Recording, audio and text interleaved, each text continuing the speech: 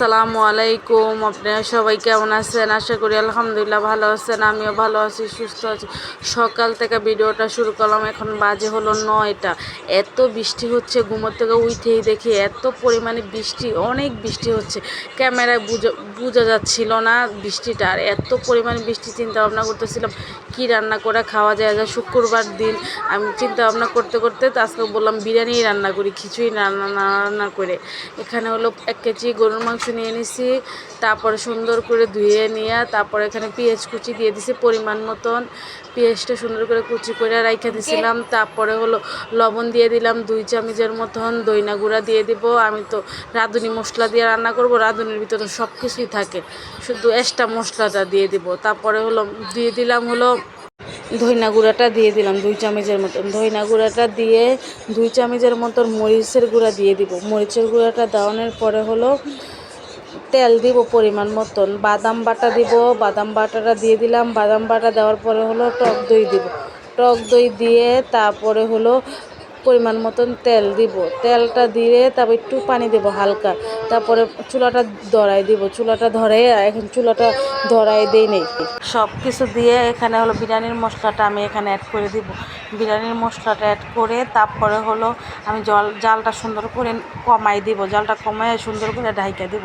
ঢাইকা দিয়ে 4-5টা কাঁচামরিচ দিব। কাঁচামরিচটা দিয়ে তারপরে সুন্দর করে আমি এক সাইড এটা বসাই দিয়ে আরেক সাইড থেকে পোলার চালটা সুন্দর করে ধুয়ে রাইখা দিব জড়তে। আমি আবার আর ভিডিও করা হয় নাই, আরেক কাজে চলে গেছিলাম। আমি আবার এটা রান্না বসাই, যে কি সুন্দর কালার হয়েছে।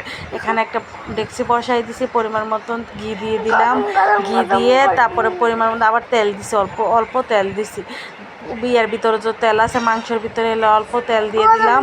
দেওয়ানোর পরে হলো এখানে পোলার চাল দিয়ে আমি সুন্দর করে ধুয়ে রাখছিলাম। এখানে সাথে একটু ডাল দিছি, মগুর ডাল দিছি সাথে। মগুর ডাল দিয়ে তারপরে হলো পোলার চাল দিয়ে ধুয়ে রাখছিলাম, এই যে পোলার চাল দিয়ে দিলাম। দেওয়ার পরে হলো এটা সুন্দর করে ভাজা করব। এটার ভিতরে দিব হলো লবণ দিব। তারপরে হলো বিরিয়ানির মশলা অর্ধেক রাইখা দিছিলাম এখানে দেওয়ার জন্য, বিরিয়ানির মশলাটা দিব। আর 1 চামচের মতন হলো দিব মরিচের গুঁড়া দিব। মরিচের গুঁড়াটা দেওয়ানোর পরে হলো সুন্দর করে ভাজা করব। ভাজা করে তারপরে ভাজা করে তারপরে হলো পানি দিব। আমার পরিমাণে যেটুক পানি লাগবে সেটুক পানি দিব। পানি দিয়ে সুন্দর করে লাড়াচাড়া দিব। লাড়াচাড়া দেওয়ার পরে হলো তার এক করে এখানে হলো সব কিছু দেওয়া হয়ে গেছে, ঘিও দেওয়া হয়ে গেছে। এই শর্টকাটে রান্না আপনারা রান্না করে খেতে পারেন। যদি ভালো লাগে ভিডিওটা লাইক কমেন্ট শেয়ার করে দেবেন আশা করি। এখানে হলো আমি পরিমাণ মতো গরম পানি দিয়েছিলাম। গরম পানিটা দেওয়ার পরে হলো আমি এখানে দুধ দিব। দুধ দিয়ে তারপরে সুন্দর করে অল্প পানি দিচ্ছি, কেন দুধ দিব দেখা। আর পোলাও বিরিয়ানিটা অনেক সুন্দর জর্জরা হয়েছিল। অল্প পানি দিলে কি হয়, দুধ দিলে সাথে কালারও সুন্দর হয়, সব কিছুই সুন্দর হয়। এখানে হলো আমি সুন্দর করে দিয়ে দুধটা একটু ঢাইকা দেবো। ঢাইকা দেওয়ার পরে হলো 2-3টা কিশমিশ দিয়ে দিলাম। কিশমিশটা দেওয়ার পরেও আবার ঢাইকা দিব। দুধটা নিয়ে আসার পরে হলো আমি পোলার ভিতরে দিয়ে দেবো হলো মাংসটা ডাইলা। অল্প একটু পানি থাকতে মাংসটা আমি সুন্দর করে ডাইলা দিয়ে দেবো। ডাইলা দিয়ে তারপরে এটার সাথে মিক্সচার করে দেবো, যেমন সাদা না থাকে। এটা শর্টকাটে রান্না করতে সব বিরিয়ানি সবাই রান্না করতে পারে কম বেশি। আমিও রান্না করতে পারি, সবাই রান্না করতে পারে বিরিয়ানি। কেউ মোবাইল দেখে রান্না করে, কেউ রেসিপি দেখে রান্না করে, কেউ এভাবে রান্না করে। আমি আবার বাবুর্চিরা যেভাবে রান্না করে সেভাবেও রান্না করতে পারে।